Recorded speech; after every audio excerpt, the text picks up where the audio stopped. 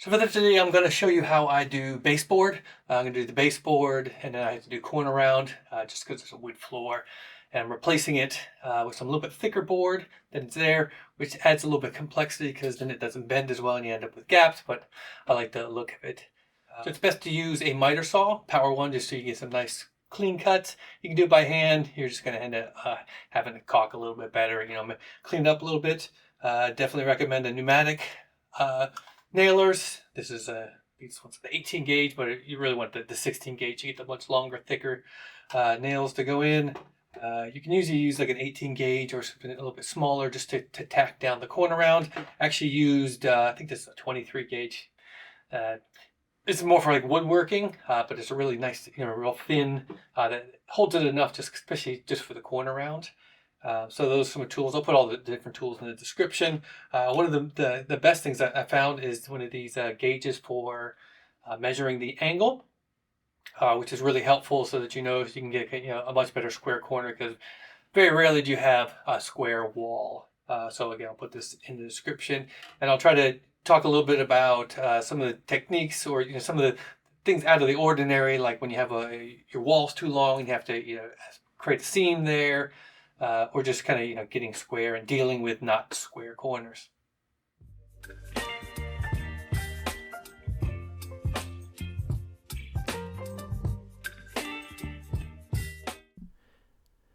So first step is you're going to have to take off the old baseboard, which I'm assuming you have there. You can see that you can kind of pull out the paint. So what you want to do is run a knife along the top and cut it out. Just kind of showing you I have some inside corners, outside corners. And I actually picked a baseboard that's going to be taller than what's the existing one there. So I don't really have to worry about what it looks like, but I just don't want to pull the paint off. So you can see I've already kind of scored it a little bit. I'm just going to do a little bit more here. The one on the right I've already pulled off, but you can see you want to cut out. That's really just caulking up there, so you want that to be completely flat. Otherwise, the baseboard isn't going to sit on there. So I'm just cleaning all that off.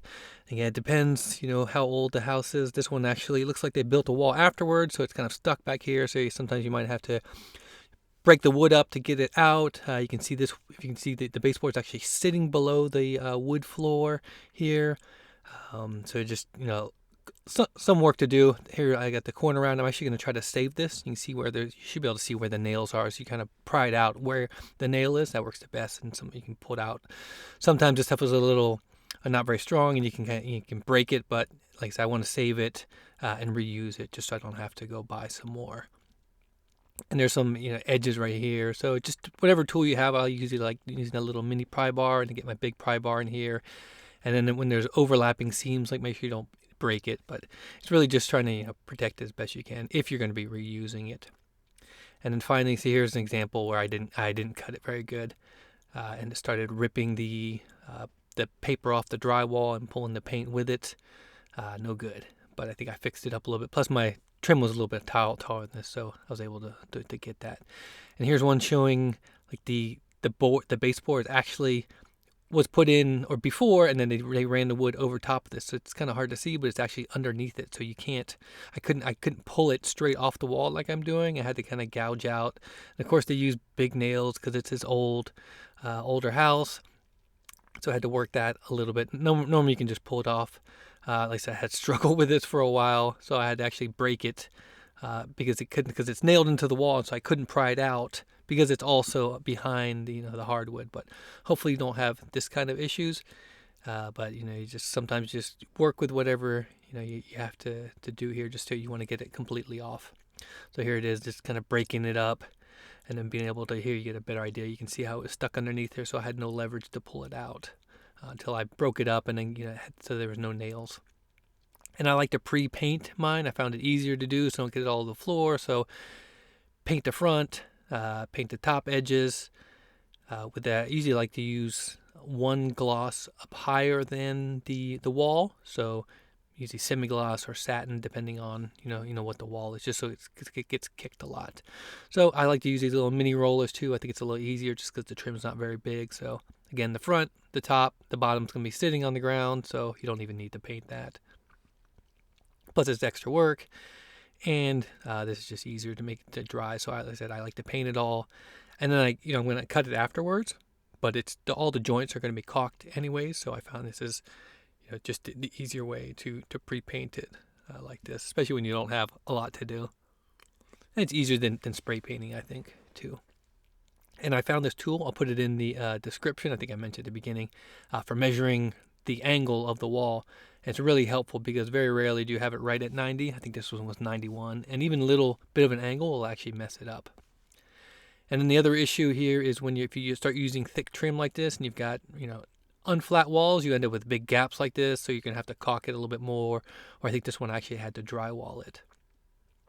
And the other thing I found is the easiest is go ahead and pre-mark all the studs. You can see this weird one who had like a 24 inches for some reason. But anyways, I found this is a lot easier to actually do this while it's not there, and then you can measure, and then you can nail it when you have to without using trying to find to hit the stud.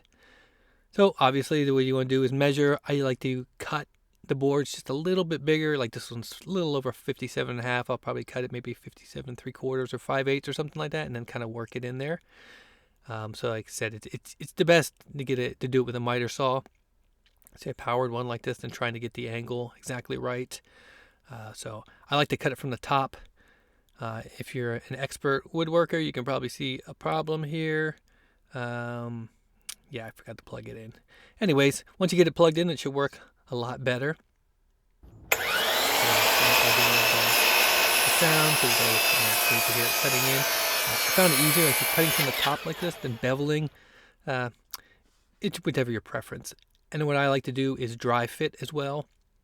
So I get a piece on the other side, because you notice like if the ground is not flat, the gap vertically for the 45 for the angle is going to be off as well. So I try to work those a little bit. And then here's another example sometimes there's an issue if your wall is longer. Like I think this is like a 12 or 14 foot wall, and these are only 8 foot long boards, so you have to put a seam in there, and you don't want to put a butt joint just straight 90 degree, because it shows up a lot. It's visually you can see it, and it kind of separates a little bit easier, and so it just looks a lot nicer. So what you do is put a 45 degree like this, and I'll show you. This is the one on my right hand is what the other one's going to look like. So it overlaps like that, and so it's a lot thinner overlap. So when you put it together, you can caulk it a lot easier. It looks a lot nicer. So that's what I'm doing here first. So just some of the little tricky things you might deal with. Obviously, you're going to need an air compressor. You can do it by hand, but pneumatic nailers make way better, a lot easier, especially if you're trying to hold these boards together and trying to nail them to the wall. So here's another issue. You might have paint or things like you can see that in the corner, or it just doesn't lay really flat. So there's a little bit of work to do. But like you can see it's flat in the corner, but it's going up at almost like, I think it was like 3/8 of an inch on the other side. So that's why I like dry fitting it and just getting an idea instead of working for one corner and just hoping for the best. And that's the other thing, you want it to line up that joint right on the you can see where the stud is right there, where I have it marked with my tape, so that each one can be nailed right on the edge, closest to the joint, so you get a tight fit together. But you can see if I didn't dry fit it like that, I would have had a problem. So here I'm kind of trying to find the best way between the two, so that it's not as much of a gap. You can see it's a whole pencil gap over here, but that's, like I said, it helped to dry fit it, cut all the pieces, get them together, and then get it ready. So I kind of shimmed it a little bit here. It's going to be covered with the corner round, so that's fine. But you want to be able to have it the easiest, so that the actual corner doesn't show up. So here, like I said, I kind of shimmed it around just before I nailed it all together. And then I'm working from the other side. So I have the first piece here, the joint, and then make sure you remember to do it to the back side, to the longest piece, so that when you cut it, make sure you got your angles right for the length. And like I said, I like to overcut it a little bit, because if you undercut it, obviously you're done. So if you overdo it, and then I like to take it back to the saw a couple of times and just trim it off slowly till I get the fit perfectly. And then here's obviously this, see how it's a lot easier once you have the tape up there, so you know where the studs are, because you don't know, it's a lot harder to find them. So just using pneumatic nailer, line it up. It's dry fit here. I want to make sure the other one lines up as well. And notice I didn't nail it right at the last one, because I wanted a little bit of flex here, so that when I get the other piece in there, I can put it in there and still get it in, but I can hold it in place, so that while I'm trying to fit the joint up better. So you can see how tight it is here. Just kind of give you an example. So I nailed the other side in, and then this is the last piece. But since that one is on the left is flexing a little bit, I can put it in here. I'm just dry fitting it first just to check it to make sure. I think I trimmed it just a little bit just to give it so it's not completely in there, and it can move with the seasons a little bit. But you can see this is how the joint looks much better. If you've ever seen butted joints, you'll notice the difference. This one I had to trim off just a little bit more. And I actually like to glue all the joints, even the corner joints, just give it a little extra strength. They're going to be nailed in, and it's going to be moving a little bit. Get the Pro glue applier application here, the finger. But I think it helps just to hold it together just a little bit better, just a little bit tighter, last a little bit longer. And here it is, so you can see the joints nice and tight there together. It's glued, and then I can nail in from this side and hit the stud, and then go in from the other side just at a slight angle, and also be able to hit the stud so that they're holding together as tight as possible right at the joint. So I think this is the best way to get a nice clean joint. And then I'm going to go back and paint it a little bit. So you can put one, sometimes two nails in there. It just depends how much you're going to be, how much you want to cover those joints, because you're going to have to go and caulk those. And then this is how I like to work on outside corners. I like to have one piece, just because sometimes they don't fit perfectly flat right there. So I like to hold one piece out and then do the measurement for that board. And again, instead of trying to hit that inside corner, I find it's a lot easier to do the outside corner so I know where it's going to hit. And you can see the same thing. I like to overcut it just slightly so that it just it's gonna line up better, and then go back and trim it a couple times. So I'm actually cutting the first one on the left, and then I'm just using a junk piece on the other side just to kind of get the corner straight. So you can see here's that. Now I've got it just the right distance. It's butted up on the left to an end joint, but then and the scrap piece is on the right. So here, so you may end up with weird things like this where you just have to butt it up against wood or something like that, but you can just paint the edge on that. And so I cut both sides. Now I got them nice and square. And I nailed in the right one, if I remember correctly here. And you can see it's not perfectly vertically, but I can actually fix that by rounding over the edge. And I think I'll show it on a corner round, but it's good enough for what this is. You can always go touch it up with paint. You can see it's barely off right there, but I was able to, by dry fitting it, getting it this close. Same thing, I like to glue it just to make it a little bit tighter. Who knows, maybe it doesn't add that much, but it's a butt joint, so it's not going to be really strong. But that glue has enough surface area there that it should be able to attach. This one I didn't really have to shim it as much. The floor is a little bit flatter on this side.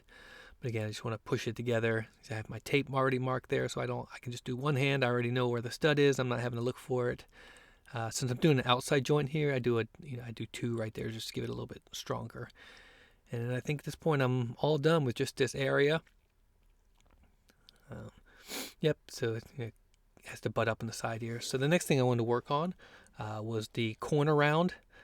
There's this right here. There's no. I'm gonna attach it into the existing corner round. It just had to go around this fireplace like this. That joint wasn't perfect, but what I'm gonna actually use is the pin nailer, because I found that's a little bit. You can actually use like an 18 gauge nailer or some large nails, but this little trim, especially if you're nailing into wood underneath, really doesn't get knocked around that much. So here's an example of a pin nail. If you've ever seen, here's a regular one where you can see it has a little head on there, much longer. That's what the 16 gauge to hold in place. These pin nail have no head, much thinner, but makes a nice clean entry, and without damaging the wood too much. You actually use this for woodworking or like fine furniture, but you can see it's very small, and so I probably don't even need to go fill this in afterwards. Again, these things don't really get kicked that much, or it really just depends where it is, but it's not going to get knocked around, so this is sufficient just to have that in there. And then sometimes you have a like trim like this that ends up with it's exposed, and so what I like to do is do like a 30-degree cut on, not all the way down, just a little bit, so that has a little bit of square, and then I just finish it off with something that's close, some nice wood stain. I think this is like a walnut or something, but it's close enough once it touches that wood So I like to just, again, finish it. Nobody's ever going to be down on their hands and knees looking at this. It's good enough. And I also like to touch in the corners, on the inside corners, so that there's, it's dark wood, but then where it touches, if there's ever any little bit of gap, you would see that. So that's actually what I would do here. You can see there's a little bit of the finished wood that got knocked off as well, or chipped off, I think, when I cut it. So you just fill that in. Probably this is kind of overkill, but it's not that hard, and this stuff, you can just blow it dry. So you can see just touching the edge there, so that if when it's closed, if there's any gap, you can't see it because the wood's dark versus that light wood. So I like to do that. Sometimes it depends on how you do it. Sometimes it's difficult to get a nice 45 degree in there. So what you can also do is just bevel 45 degree and then cut it out with a saw or something else like that. And so you get that exact shape. And sometimes, again, it's easier. This one, I can't remember why. It was just that the angle just wasn't working correctly. So I did this kind of beveling trick, or back bevel it's called. It fits over there and then you nail it in. Again, this is so minuscule, nobody's going to be able to see this. But then you're just running along. I had the same issue here where I have a joint just because I don't have the pieces aren't long enough. So I used the same 45 degree cut here. I think I ended up with two different trim here. So if I remember, I actually had to go back and change it. It looks a lot more exaggerated right now just because the bright light's on. You can see this way, you can't even really notice it. But I think I did that. Same thing, 45 degree on the outside, but you see how now it's covering up that any of the gaps on the bottom. So this is why sometimes it's good to use corner round if it fits with your what you want. But I do the same kind of trick, overcut it sometimes, and then just slowly cut it. So you can see I've actually overcut it by my 1/16 of an inch or so, but it's close enough that way I can go and just trim it a little bit on the saw, put it in there and get it just right. And here's an example showing, like I said, where there's an exposed just because of this weird way the trim is. So I undercut it there, or I did that 30 degree cut and then stained it on the side so that it's visible, but it's a little bit less obtrusive than just a straight 90 degree butt joint. Again, it goes on the same way. So I'm using the pin nailer here, again, just because it's easier.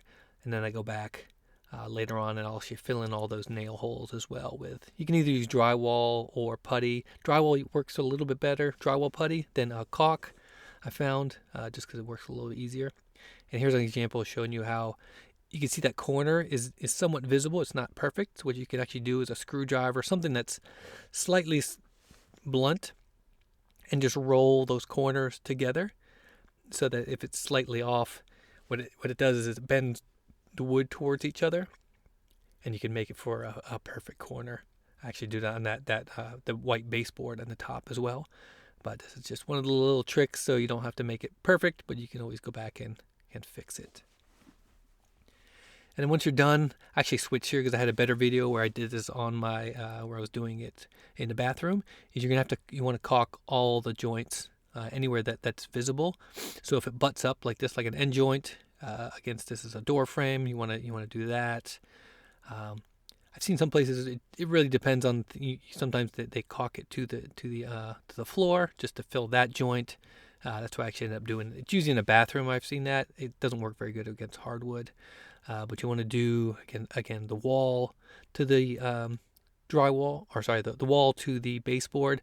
That's usually the most visible place, and then you don't want dust or anything collecting there. I found the finger works the best. It's just the easiest. I've tried all these putty tools, or these caulking tools. They never worked. They just seem to spread the caulk everywhere. And then the last is the corners. That's usually really important as well. That's usually where you can see kind of gaps, but this is where you can kind of fix any little mistakes you have where it's not perfect and just fill it in. Then sometimes it depends on the color of the caulk. You may need to go back and cover it over with paint. Look, I'm using white caulk and white paint, so it's not visible. And that's pretty much it. You should be able to do any kind of baseboard.